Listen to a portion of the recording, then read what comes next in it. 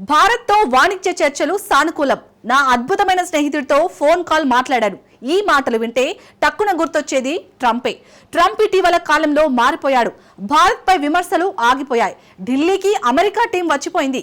ప్రధాని మోడీకి ట్రంప్ పుట్టినరోజు శుభాకాంక్షలు చెప్పాడు. కాల్ కూడా చేశాడు. సో ఇవన్నీ చూస్తే శుభ పరిణామాలే. వాణిజ్య ఒప్పందం ఎంతో దూరం లేదు అనిపిస్తుంది. కానీ ట్రంప్తో ట్రేడ్ డీల్ అసాధ్యమని భారత్ చెబుతోంది. ఎందుకంటే ట్రంప్ మాత్రం తన పట్టు వీడడం లేదు.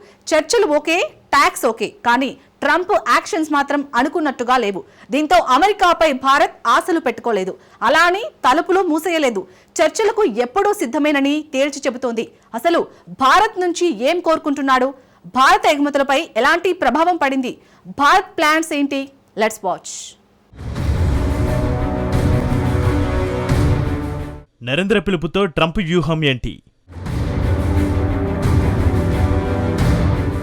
యుఎస్ ఇండియా చర్చలు ఎలా సాగాయి?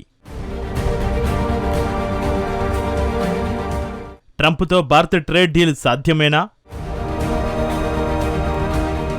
చెడిన సంబంధాలను పునరుద్ధరించుకోవడానికి పుట్టినరోజు అనేది చక్కటి అవకాశం. పాత పగలను తూడ్చేసి కొత్త సంబంధాలకు మార్గం సుగమం చేస్తోంది. ఈ విషయం డొనాల్డ్ ట్రంప్కు బాగా తెలుసేమో. ఎందుకంటే ప్రధానమంత్రి నరేంద్ర మోడీకి ట్రంప్ కాల్ చేశాడు. అయితే ఈ కాల్ అనుకోకుండానూ ఊహించని విధంగానూ చేసిందైతే కాదు. ఈ కాలుకు ముందు ఇరువురు నాయకులు సోషల్ మీడియాలో తమ సందేశాలను పంచుకున్నారు. కానీ కాల్స్ మాత్రం మాట్లాడుకోలేదు. తాజాగా ట్రంప్ అడుగు ముందుకేశాడు. ప్రధాని 75వ పుట్టినరోజుకు కొన్ని నిమిషాల ముందు ట్రంప్ కాల్ చేశాడు. సో ప్రధాని మోడీతో మాట్లాడడానికి ట్రంప్కు ఇది ఒక అనుకూలమైన అవకాశం అన్నమాట. కానీ ఈ కాల్ పుట్టినరోజు శుభాకాంక్షలను మించిపోయింది. ఈ కాల్ భారత అమెరికా సంబంధాల పునరుద్ధరణకు రూట్ క్లియర్ చేసింది. కాల్లో మోడీ ట్రంప్ ఏం మాట్లాడుకున్నారు? ముందు ట్రంప్ సందేశాన్ని చూడండి. నా స్నేహితుడితో అద్భుతమైన కాల్ మాట్లాడానని ట్రంప్ చెప్పుకొచ్చాడు. ఆయనకు పుట్టినరోజు శుభాకాంక్షలు తెలిపానన్నాడు. భారత ప్రధాని అద్భుతంగా పనిచేస్తున్నారని ప్రశంసించినట్టు వివరించాడు. ఆ తర్వాత ట్రంప్ మరో అరుదైన మాటను వాడారు. నరేంద్ర, రష్యా ఉక్రెయిన్ యుద్ధాన్ని ముగించడంలో మీరిచ్చిన మద్దతుకు ధన్యవాదాలని తన సోషల్ మీడియా మెసేజ్లో వెల్లడించారు. నిజానికి ట్రంప్ గతంలో ఎప్పుడూ నరేంద్ర అని పిలవలేదు.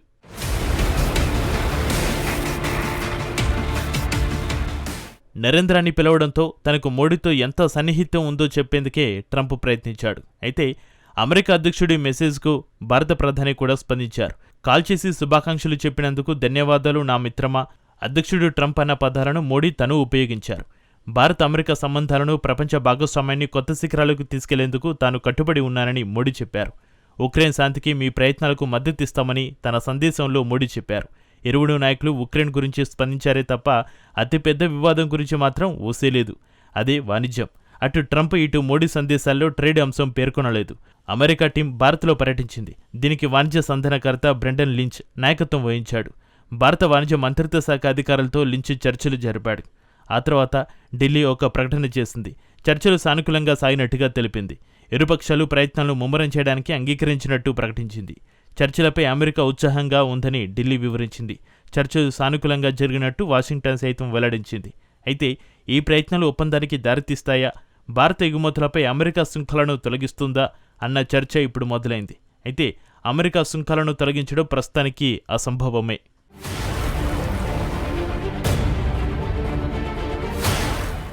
అమెరికా భారత్ మధ్య తాజాగా జరిగిన వాణిజ్య ఒప్పంద చర్చలు అధికారమైనవి కావని ఢిల్లీ తేల్చేస్తుంది. అంటే అనాధికారికమైన చర్చలన్నమాట.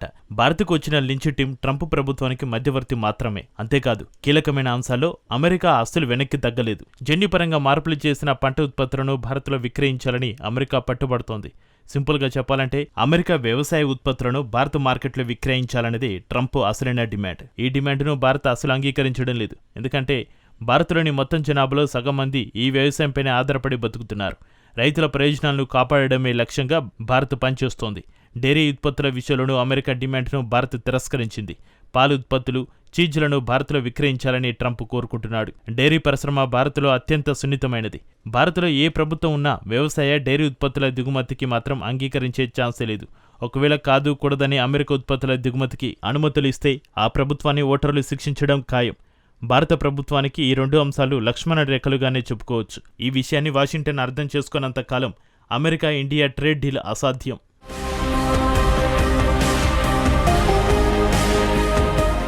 నిజానికి అమెరికాతో వాణిజ్య చర్చలకు భారత్ ఏమాత్రం ఆరాటపడడం లేదు. ఒకసారి తాజా వాణిజ్య డేటాను చూడండి. భారత ఎగుమతులపై ఇంకా సుంకాలను విధించలేదు. నిజానికి పరిస్థితులు మెరుగుపడ్డాయి. ఆగస్టులో భారత ఎగుమతులు $3,500 కోట్ల చేరుకున్నాయి. గతేడాదితో పోలిస్తే 6.7% పెరిగింది. అదే సమయంలో వాణిజ్య లోటు కూడా తగ్గింది. జూలైలో భారత వాణిజ్య లోటు $2,700 కోట్ల చేరుకుంది. ఆగస్టులో ఇది $2,600 కోట్ల తగ్గింది. ఇది స్వల్పమే కావచ్చు, కానీ అత్యంత కీలకమైన పరిణామం. ట్రంప్ సుంకాలను ఎదుర్కొనేందుకు మోడీ ప్రభుత్వం దీర్ఘకాలిక ప్రణాళికలను రూపొందిస్తోంది. దేశంలో మొత్తం 140 కోట్ల మంది ప్రజలు ఉన్నారు. వారందరికీ ప్రయోజనం కలిగేలా ఢిల్లీ ప్లాన్ చేస్తోంది. తాజాగా ప్రధాని మోడీ దీనిపై మాట్లాడారు. భారత్లో తయారు చేసిన ఉత్పత్తులనే కొనుగోలు చేయాలని ప్రజలను కోరారు. చిన్నపిల్లలకు బొమ్మలతో పాటు ప్రతి చిన్న వస్తువుల నుంచి టీవీలు, ఫ్రిడ్జ్ల వరకు ఏది కొన్నా మన దేశంలో తయారైనదా కాదా చూసుకోవాలని సూచించారు. మన దేశంలో తయారైన ఉత్పత్తులను కొంటే ఆ డబ్బు మన దేశంలోనే ఉంటుందని, విదేశాలకు తరలి వెళ్లదని ప్రధాని మోడీ తెలిపారు. हम छोटी से छोटी चीज भी खरीदे, हम बच्चों के लिए खिलौने खरीदे, दिवाली की मूर्तियां खरीदे, घर को सजाने वाले सामान खरीदे या मोबाइल, टीवी, फ्रिज जैसी कोई बड़ी चीजें खरीदे, हमें सबसे पहले देखना चाहिए कि क्या ये हमारे देश में बना है, क्या इसमें मेरे देशवासियों का पसीने की सुगंध है कि नहीं है।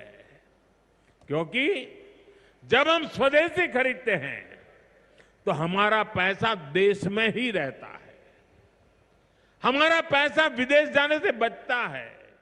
దీన్ని బట్టి చూస్తే భారత వాణిజ్యం ఇంకా దెబ్బతినలేదు. ప్రభుత్వం మాత్రం గీసుకున్న లక్ష్మణ రేఖలను దాటడానికి ఇష్టపడడం లేదు. అమెరికా తన డిమాండ్లపై పట్టు విడవడం లేదు.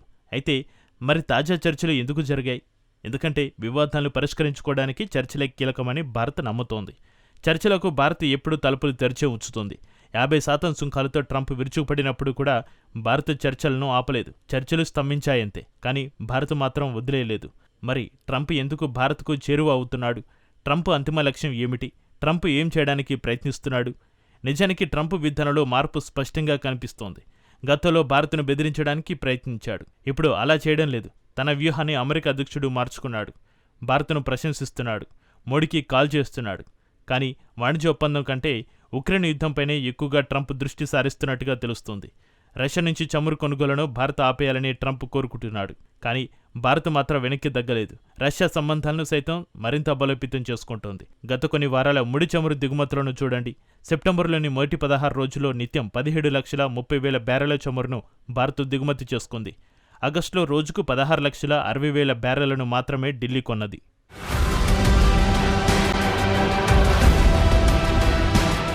ట్రంప్ ఎంత బెదిరించినా భారత్ మాత్రం రష్యా క్రూడాలను వదులుకోలేదు. అయితే మోడీకి జన్మదిన శుభాకాంక్షలు ట్రంప్తో పాటు చాలామంది నేతలు చెప్పారు. రష్యా అధ్యక్షుడు పుతిన్ సైతం మోడీకి శుభాకాంక్షలు చెప్పారు. ఆ తర్వాత ప్రధాని మోడీ ఎలా స్పందించారో చూడండి. రష్యాతో భారత్కు ఉన్న ప్రత్యేకమైన, విశేషమైన తమ వ్యూహాత్మక భాగస్వామ్యాన్ని మరింత బలోపేతం చేయడానికి కట్టుబడి ఉన్నామని మోడీ చెప్పారు. మరో రకంగా చెప్పాలంటే రష్యా స్నేహాన్ని భారత్ వదులుకోదని మోడీ క్లారిటీ ఇచ్చారు. నిజానికి అమెరికాతో ప్రస్తుత విభేదాలు, రష్యాతో భారత సంబంధాలు రాత్రికి రాత్రే ఏమాత్రం మారవు. ప్రధాని మోడీతో తీయని మాటలు మాట్లాడితే భారత్ తోక ఊపుతూ రాదు. భారత్తో సంబంధాలు కావాలనుకుంటే పట్టి విడుపులు ఉండాల్సిందే. అమెరికా పట్టి విడుపులకు సెకండరీ టారిఫ్స్ ఓ చక్కటి అవకాశం. రష్యా నుంచి క్రూడును కొంటున్న భారత్పై 25% ట్రంప్ సెకండరీ సుంకాలు విధించాడు. వాటిని తొలగిస్తే రెండు దేశాల మధ్య చర్చలకు మంచి సిగ్నల్ అయ్యే అవకాశం ఉంది.